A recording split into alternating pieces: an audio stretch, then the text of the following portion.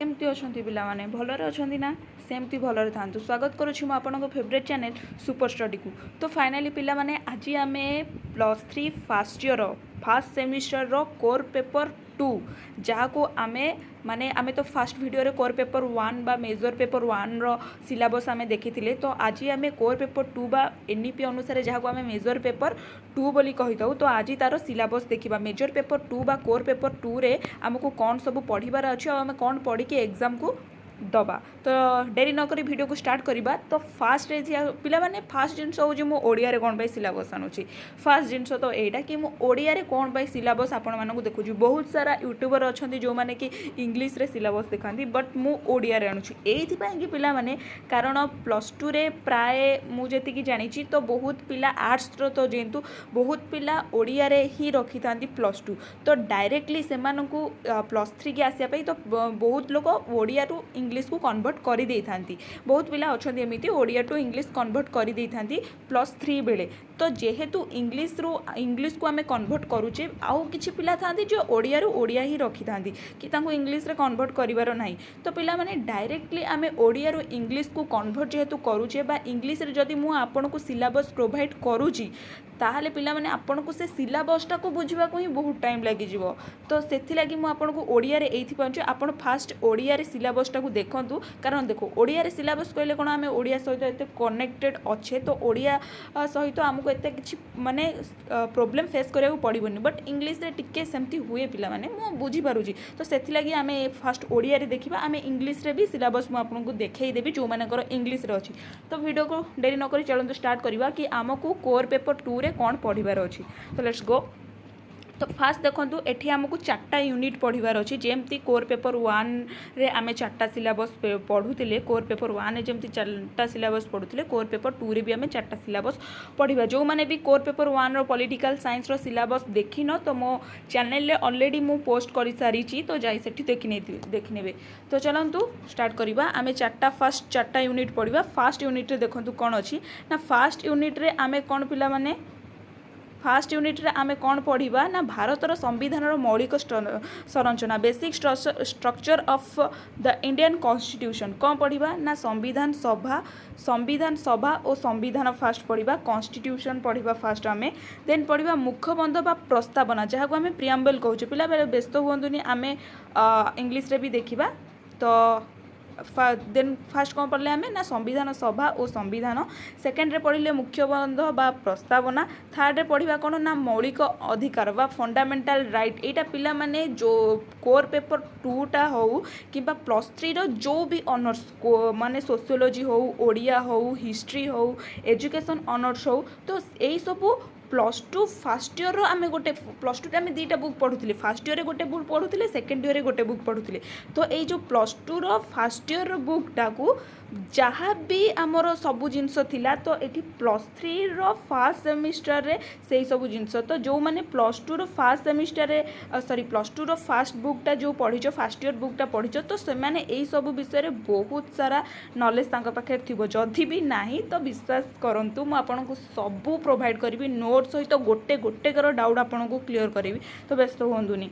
तो थर्ड रे आमे कोन करबा ना मौलिक अधिकार बा फंडामेंटल राइट जोड़ा आमे पढ़िबा। राष्ट्र निर्देशमूलक नीति मौलिक कर्तव्य देन प्रश्नावली अछि। तो ये गला यूनिट 1। यूनिट 2 रे कोन अछि पिला माने यूनिट रे 2 रे आमे पढ़िबा केंद्र एवं राज्य स्तर रे व्यवस्थापिका और कार्यपालिका legislator and executive in union and state.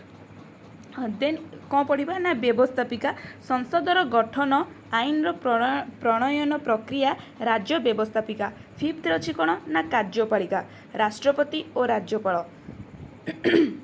तो 6 रे हमें कौन पढ़िबा ना 6 रे पढ़िबा प्रधानमंत्री और केंद्र मंत्रिमंडल मुख्यमंत्री। देन एठी अछि आदर्श प्रश्नावली। एठी गला कौन ना यूनिट 2 टा हमर गला। यूनिट 3 रे हमें कौन पढ़िबा ना न्यायपालिका जोटा पिला माने न्यूली ऐड हेची न्यूली ऐड नुहे एटा गोटे पार्ट करके जाइछि जोटा कि आर भितरे ए केंद्र मंत्रिमंडल भितरे ए न्यायपालिका बा जुडिशियरीटा आसुतिला बट एया को टिके मॉडिफाई करी नुआ पार्ट करके देइछि एनईपी अनुसार। जो पूर्वरु हमें जो सिलेबस पढ़ुतिले तादरे एटा थिला बट किछिटा थिला शॉर्ट क्वेश्चन हिसाब रे आसुतिला बट एबे जोटा एटा न्यूली ऐड करिछि तो एथि ସେଥିପାଇଁ ଆମକୁ ଗୋଟେ ଲଙ୍ଗ क्वेश्चन गोटे नुहे दी तीन टा लंग क्वेश्चन भी हो जाए तो यहाँ भी टे ध्यान दे देखिबार अच्छी। तो यूनिट थर्ड कौन आसी ना उच्चतम न्यायालय उच्च न्यायालय देन न्यायिक पुनर्बलन आसूची गोटे न्यायिक पुनर्बलन मौलिक संरचना सिद्धांत जनस्वार्थ मामला देन आदर्श प्रश्नावली। यूनिट 4 रे हमर कौन अच्छी ना केंद्र और राज्यर संपर्क। एथिरे पिला माने गोटे जिनस मन रखु ये जो यूनिटा नुहे ये यूनिटा बहुत इंपोर्टेंट पिला माने कॉम्पिटिटिव एग्जाम पाई ये यूनिटा बहुत इंपोर्टेंट। एथिरे पर मोमेंट रे आपन को बहुत सारा सॉफ्ट क्वेश्चन मिलवा को पड़िबो जोटा कि आपन को कॉम्पिटिटिव एग्जाम पाई प्राय पिला तो पॉलिटिकल साइंस नहीं था कि आमको यूपीएससी ओपीएससी सब ट्रैक करार अच्छी तो से समस्ते पॉलिटिकल साइंस नहीं था कारण पॉलिटिकल साइंस रो पिला माने पूर्व सिलेबस कथा कहूँ पॉलिटिकल साइंस रो पूर्व सिलेबस रे कोर पेपर 6 हाँ कोर पेपर 6 गोटे पार्ट ऑफ कॉम्पिटिटिव एग्जाम से बुकटा टोटाली ऊपर कॉम्पिटिटिव ही रखा जाइए आउ यही सब तो ये जो गुरा अच्छी एटा अल्प अल्प बास बट सेटार बेसिक जिन सब तादे पड़े तो छाड़ आम सपटू जीवानी। यूनिट आईवी रे कौन ना केंद्र और राज्यर संपर्क फास्ट कौन आसी ना क्षमतार विभाजन सॉरी प्रशासनिक व्यवस्थापिका और आर्थिक संपर्क। देन 11th रे कौन आसी ना निर्वाचन आयोग जहाँ आम इलेक्शन कमिशनर कही था अर्थ आयोग फाइनेंशियल कमिशनर महानियंत्रक बा महा समीक्षक।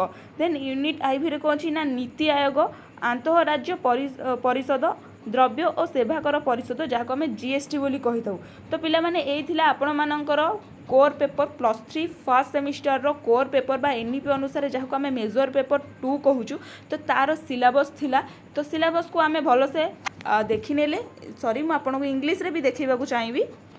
तो ये पिला माने आपणकर इंग्लिश रे जो माने इंग्लिश नहीं तो इंग्लिश रे एठी देखि नियंतु unit I basic structure of Indian constitution, unit I legislature and executive union and state, unit 3 जुडिशियरी, unit 4 union and state relationship.